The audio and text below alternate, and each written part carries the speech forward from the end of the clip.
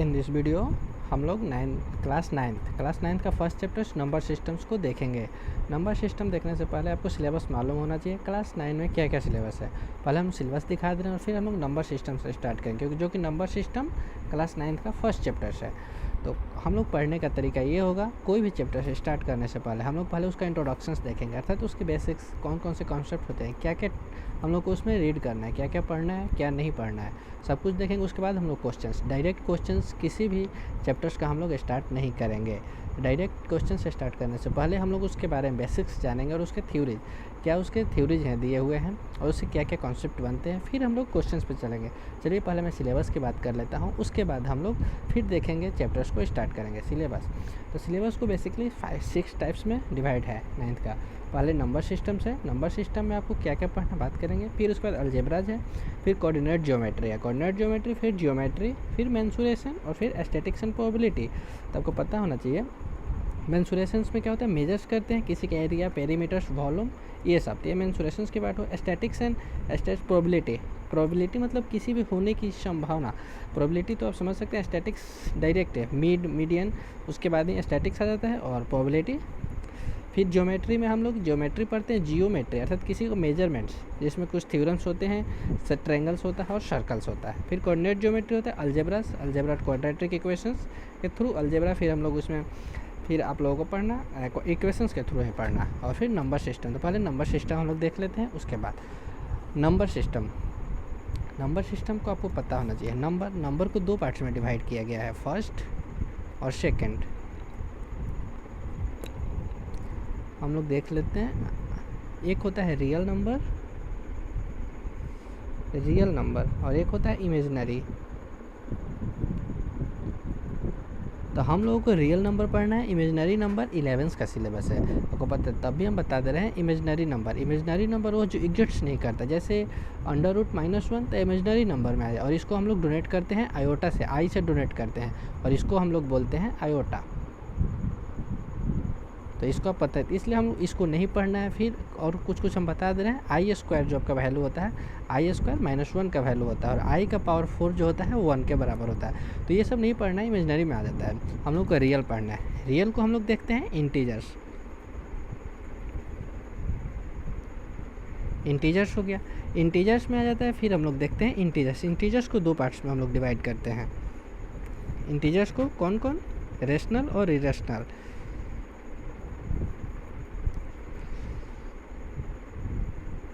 और rational numbers के बाद हम लोग फिर डिवाइड करते हैं। देखिए पहले इसको देखिए, उसके बाद हम जो फिर हम लोग देखेंगे। हम लोग पूरे, आपके कोई भी डाउट्स हो आप पूछ सकते हैं, और मैं यही कोशिश करूँगा कि एनी डाउट्स, आपको कोई डाउट्स ना आ पाए। रेशनल को फिर हम 2 पार्ट्स में डिवाइड करते हैं। रेशनल को कौन, होल नंबर्स,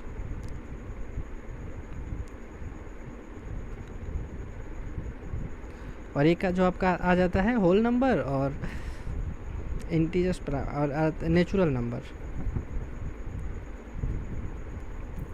इतना तो आप बोलिएगा हम लोग क्या पढ़ते हैं।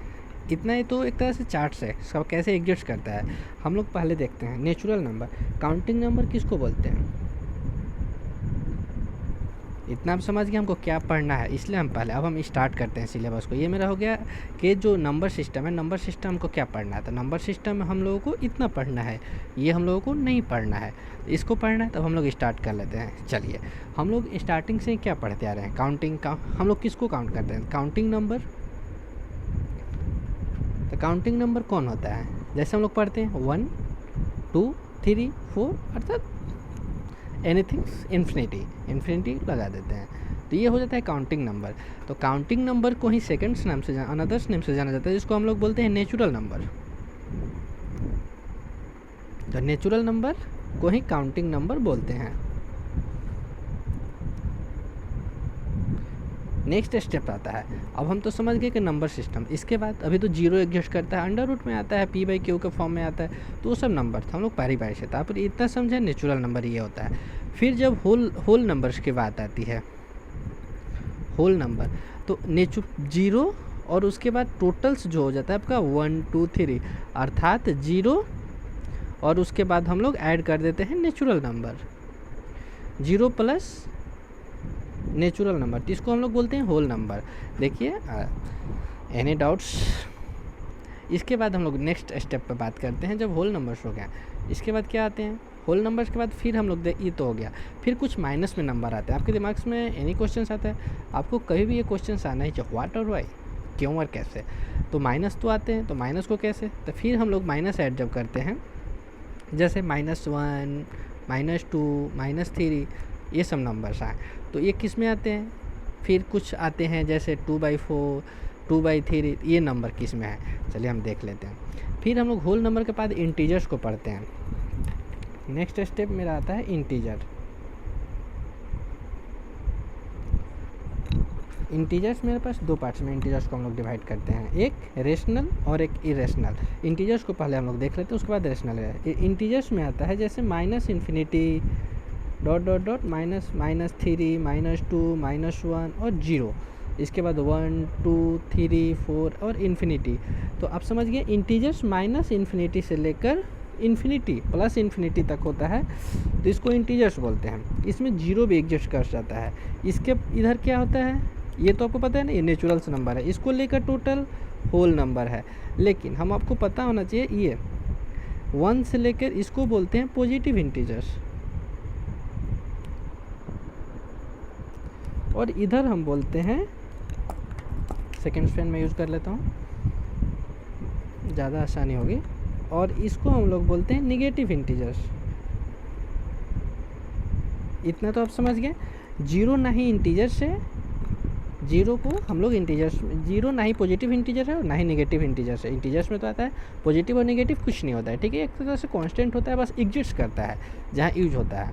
इतना आप समझ गए, यहाँ तक पॉजिटिव और नेगेटिव। अब नेक्स्ट हम लोग बात करते हैं इंटीजर्स को 2 पार्ट्स में डिवाइड किया जाता है। अब इंटीजर्स को हम लोग देख लेते हैं 2 पार्ट्स में, कौन कौन बातें आती है, चलिए देख लेते हैं। इंटीजर्स को हम लोग 2 पार्ट्स में डिवाइड करते हैं, एक होता है मेरे पास रेशनल और एक होता है इरेशनल। वैसा नंबर जिसको हम लोग p/q के फॉर्म में लिख सकते हैं, p/q के रूप में लिख सकते हैं, which number is represented या denoted या represented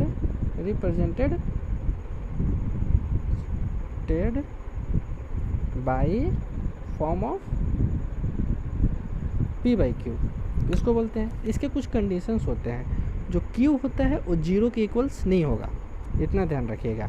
ये हुआ मेरे पास क्या, फर्स्ट कंडीशंस। इसके सेकंड कंडीशंस होते हैं, जो p और q का फैक्टर होगा, only 1 is a factor and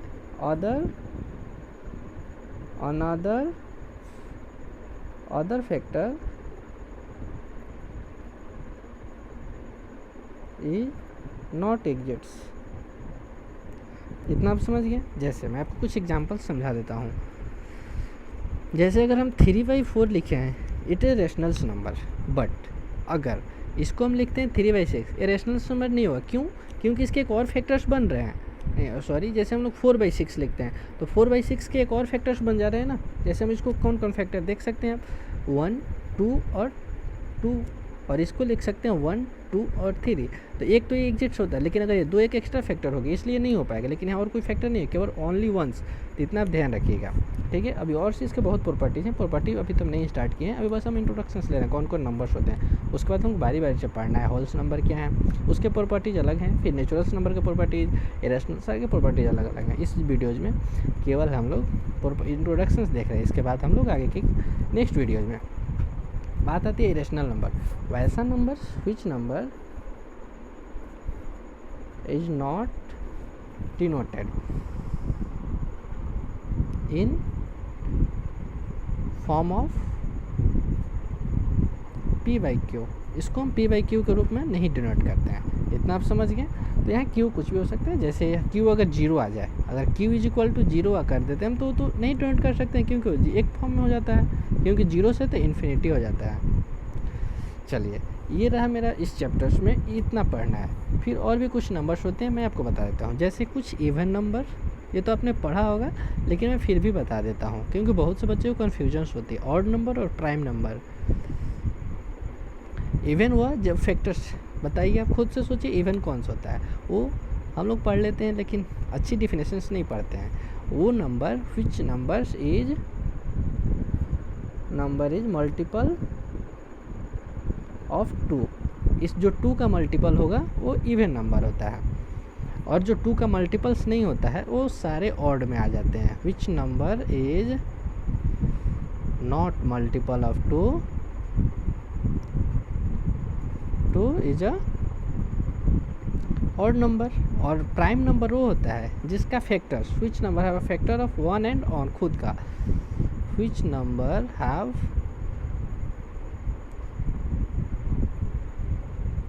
factor 1 and on number, हुआ एक और एक खुद का नंबर, जैसे 3 हुआ, 2 हुआ, ये सब क्या है। चलिए ये एक प्राइम नंबर। अब बताइए 1 क्या है, क्या 1 प्राइम है, इवन है, ऑड है? नहीं। ऑन 1 जो है मेरे पास ना ही ये इवन है, 1 जो है ऑड के कैटेगरीज में आता है। ओके, इतना ध्यान रखिएगा। ये प्राइम भी नहीं है और ना ही इवन है, इतना आप समझ। 1 ऑड के कैटेगरीज में आता है। फिर एक और बातें आती है, even prime number. Even prime number जो होता है, इवन प्राइम ओनली 2 जो है एक ओनली इवन प्राइम नंबर है। तो इतना आपको पता होना चाहिए। मेरे पास नंबर सिस्टम और भी मैं कुछ और बातें बताता हूँ नेक्स्ट के लिए हमको क्या पढ़ना है आगे।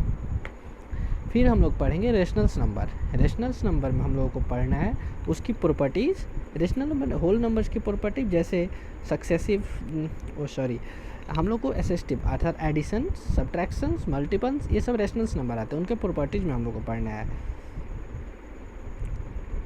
और कुछ थ्योरम्स हम लोग को पढ़ना है, तो वो सब हम लोग देखेंगे अगले वीडियो में। जैसे कम्युलेटिव थ्योरी क्या है, कम्युलेटिव क्या है, अजर्टिव क्या है, प्योरली, तो ये सब कुछ थ्योरीज है जो हम लोग को पढ़ना है। तो ये लोग हमने आगे पढ़ेंगे। फिर हम लोग कुछ होता है जैसे प्राइम नंबर दो दे दिया, 2/3, 4/9, और बोचा इसके बीच में कितने रेशनल नंबर एग्जिस्ट करेंगे, इसके तो रेशनल नंबर कितने की करें, तो इन्फिनिटी एग्जिस्ट करेंगे। पर पूछ देता है 5 रेशनल नंबर निकालिए इसके बीच में, या इसके बीच का रेशनल नंबर निकालिए, बिटवीन रेशनल नंबर, तो वो सब हम लोग को पढ़ना है रेशनल्स नंबर में।